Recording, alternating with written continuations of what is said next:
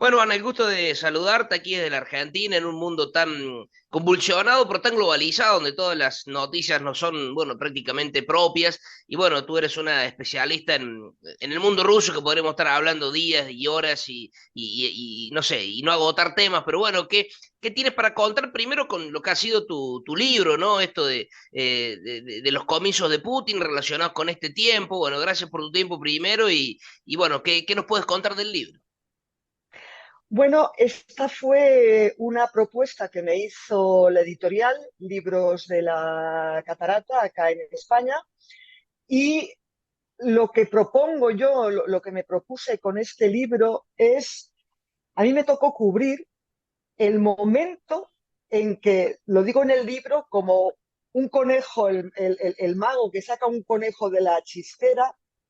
Yeltsin sacó a ese Vladimir Putin, que entonces era un perfecto desconocido en el mundo e incluso en Rusia, podríamos decir que solo un círculo íntimo del Kremlin de San Petersburgo sabían de él, y lo nombró a dedo, así, la noche vieja del 99 al año 2000, lo nombró presidente, su sucesor. Entonces me tocó cubrirlo y en ese momento no sabíamos si iba a ser flor de un día, si iba a ser un presidente pasajero que iba a durar poco o iba a tener trascendencia.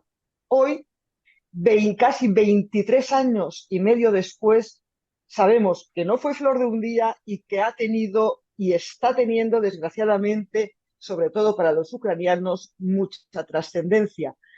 Entonces, lo que intento en el libro es contar cómo era Rusia en ese momento, en ese final de década de los 90, porque si no se tiene en cuenta cómo era esa Rusia de finales de los 90, no se puede entender por qué Putin es tan popular y por qué ha llevado a cabo las políticas que ha llevado a cabo.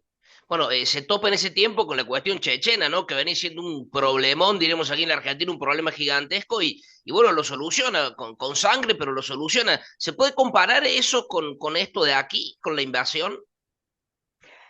La primera guerra de Chechenia, que recordemos, porque a ustedes les queda un poquito más lejos, a España nos queda lejos el Cáucaso, pero a ustedes les queda mucho más lejos.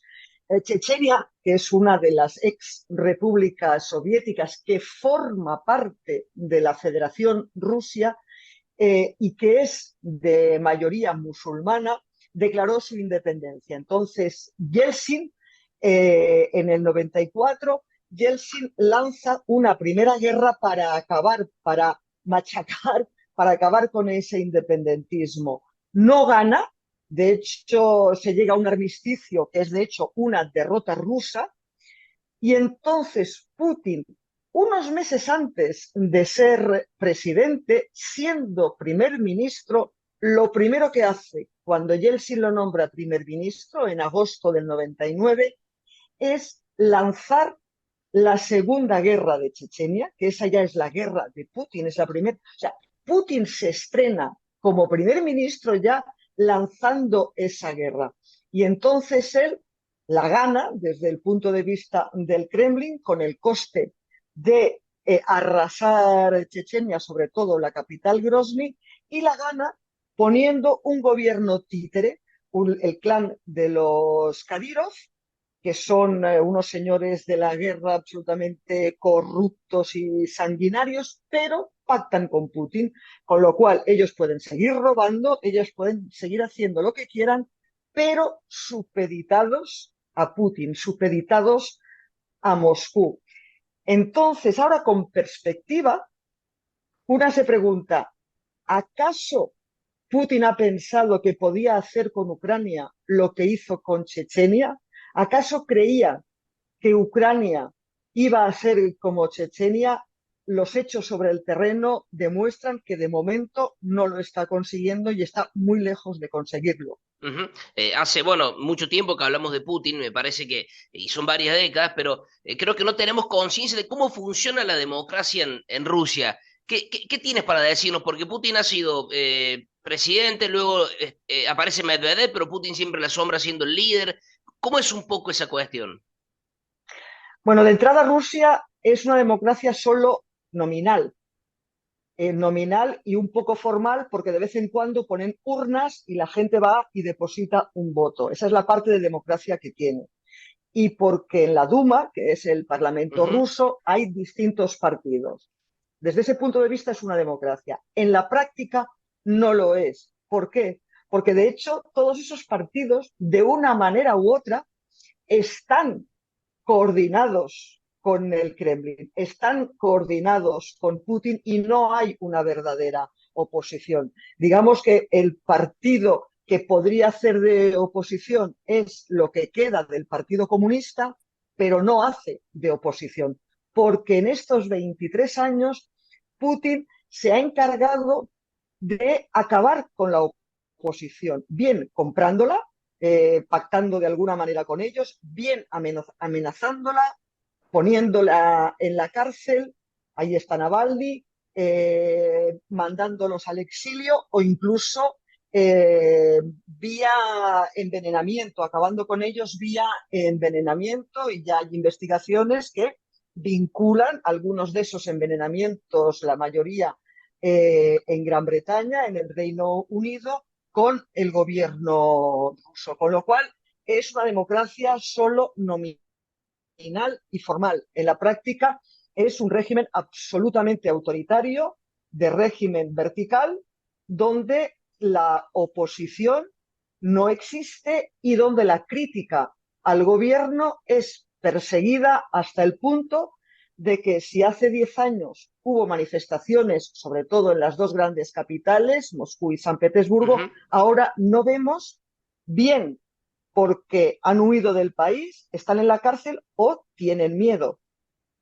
Hay un tema que, bueno, fue de reciente, de un par de días atrás, del cual me parece, no sé si se le ha prestado la importancia que tiene, que es la incorporación de Finlandia a la OTAN, ¿no? Y la frontera quizá terrestre, una de las más grandes que tiene Rusia, bueno, la va a compartir directamente con un antiguo rival también, que esto no es menor. ¿Qué te merita esta situación? Porque, bueno, también es un avance hacia lo que Putin no quiere, ¿no? Es lo que en España llamamos salirle el tiro por la culata y lo que en inglés dicen un backlash, ¿no?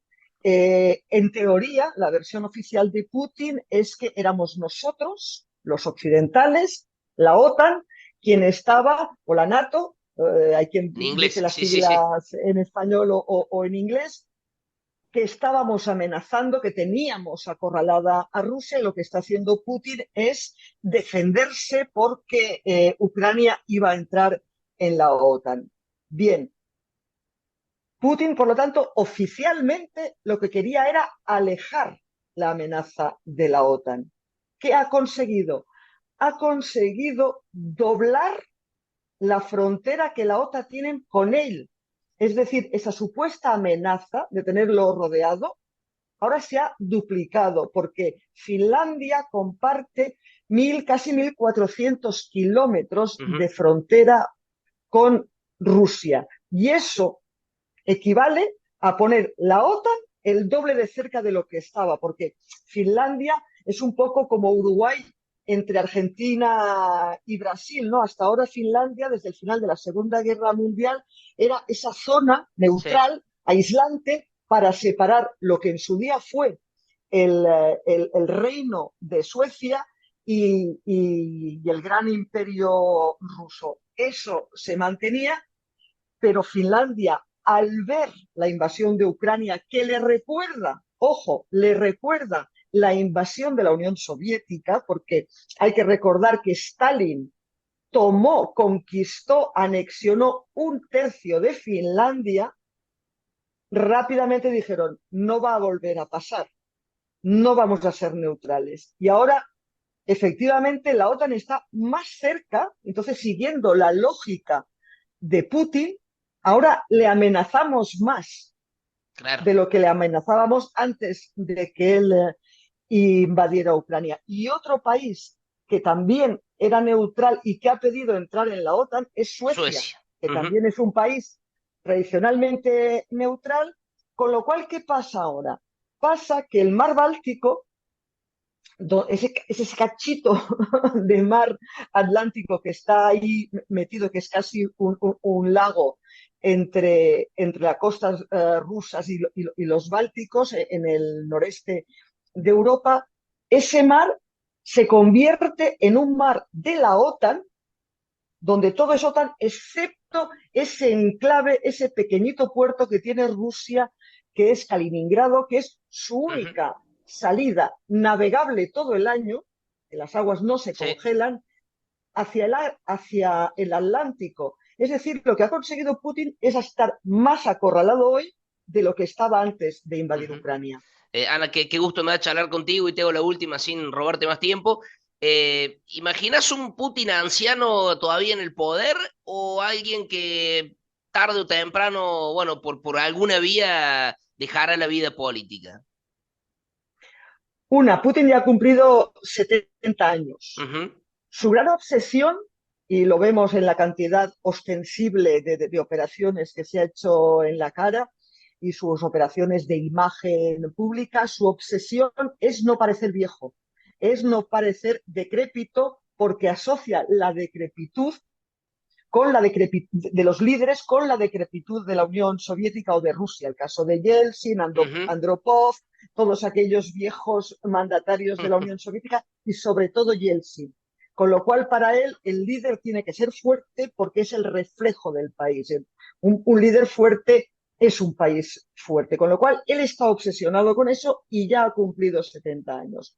Luego, lo que dicen, porque durante este año yo intento hablar mucho con analistas rusos con los que mantengo el contacto, lo que dicen es que con Putin no puede haber ningún tipo de acuerdo de paz, que se ha llegado demasiado lejos y probablemente ni con Putin ni con Zelensky en Ucrania, que se ha llegado demasiado lejos, pero que definitivamente en la mentalidad, en los planteamientos de Vladimir Putin no entra una negociación de paz porque no entra la concesión. Y cualquier negociación entraña algún tipo de compromiso, algún tipo de concesión. Esa una. Y luego me advierten, ojo, de haber un golpe interno dentro del círculo del Ujú. Kremlin, que lo ven difícil, pero de haberlo, la alternativa a Putin no tenéis que dar por seguro los occidentales que sea mejor para vuestros intereses.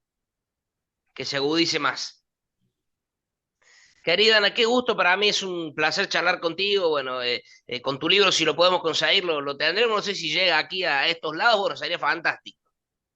Lo pueden tener y ya que lo comenta, lo pueden obtener online, es decir, hay versión digital, con lo cual, si no lo pueden tener en papel, si no llega la editorial, la distribución en papel, acudan a cualquiera de los servidores que bajan libros digitales y en versión digital también lo tienen.